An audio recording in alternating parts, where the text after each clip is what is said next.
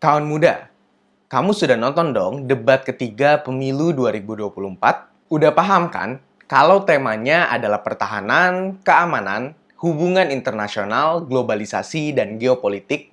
Tapi, mengapa yang terjadi malah debat kusir dengan tujuan terpampang nyata membuli Capres 02 Pak Prabowo Subianto. Dari awal, niat membuli sudah dilakukan oleh Capres 01 dengan data yang asal dan tidak berdasar menyerang Pak Prabowo secara pribadi. Sampai di pernyataan pembuka saja, Pak Prabowo sudah harus meluruskan pernyataan Capres 01 yang niatnya memang menyerang pribadi. Mungkin ada yang asal bicara tanpa data, ya kan?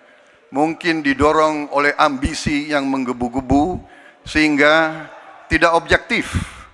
Saudara-saudara sekalian, saya sebagai Menteri Pertahanan berpegang kepada doktrin, kepada strategi nasional, dan semuanya adalah atas dasar kepentingan bangsa dan rakyat Indonesia, dan saya mampu mempertanggungjawabkan, dan saya berkeyakinan hanya dengan pertahanan yang kuat kita akan dihormati, kita akan menjaga kepentingan nasional kita. Serangan demi serangan terus dilakukan Capres 01 dan juga 03 selama debat. Kagum sih dengan Pak Prabowo yang setenang itu menghadapi cecaran pernyataan, bahkan hujatan paslon lain yang sepertinya nggak mikir tentang keamanan dan pertahanan negara. Hanya karena ambisi, kawan muda. Ambisi membuat capres lain tidak memikirkan kepentingan negara saat debat pemilu 2024 yang ketiga. Mereka memaksa Pak Prabowo membuka secara detail tentang pertahanan negara kita. Duh, Om Capres, nggak bahaya tak? Negara lain bisa tahu dong kelemahan-kelemahan kita. Tahu juga gimana kalau mau menyerang negara kita. Atau memang itu tujuannya ya? Untunglah Pak Prabowo konsisten. Beliau sangat paham urusan pertahanan termasuk rahasia negara. Hanya dengan pihak-pihak yang berkepentingan saja, rahasia negara dibuka. Bukan untuk konsumsi publik, kawan muda. Jadi, Pak Prabowo bukan tidak transparan, tapi nggak mau rahasia negara diumbar cuma buat ambisi politik. Gak heran sih, kalau akhirnya Pak Prabowo justru mempertanyakan nasionalisme Capres 01 Anies Baswedan.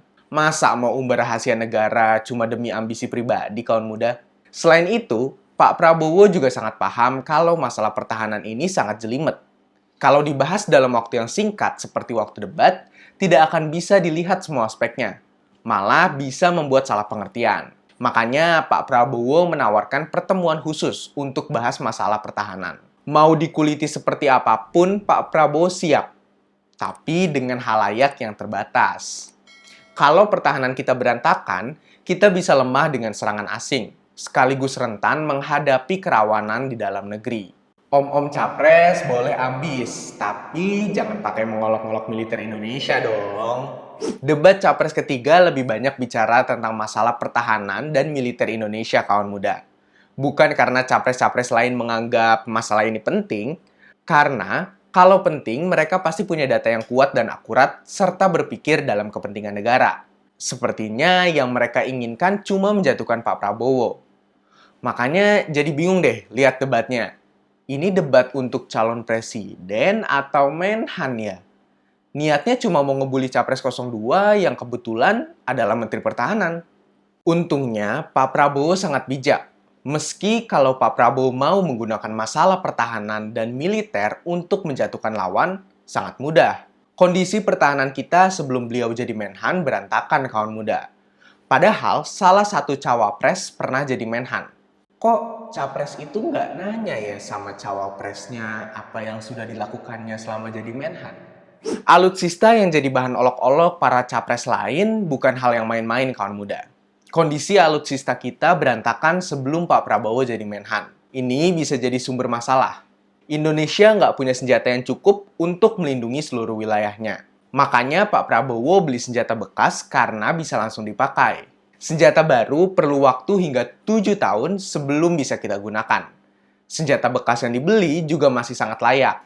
Rata-rata baru digunakan 15 tahun, sehingga masih bisa kita pakai selama 10-15 tahun. Jadi nggak akan membahayakan para prajurit kita.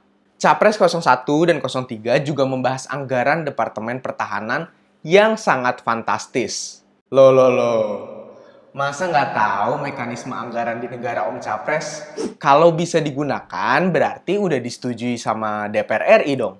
Berarti sudah disetujui juga oleh partai-partai pengusung Anda.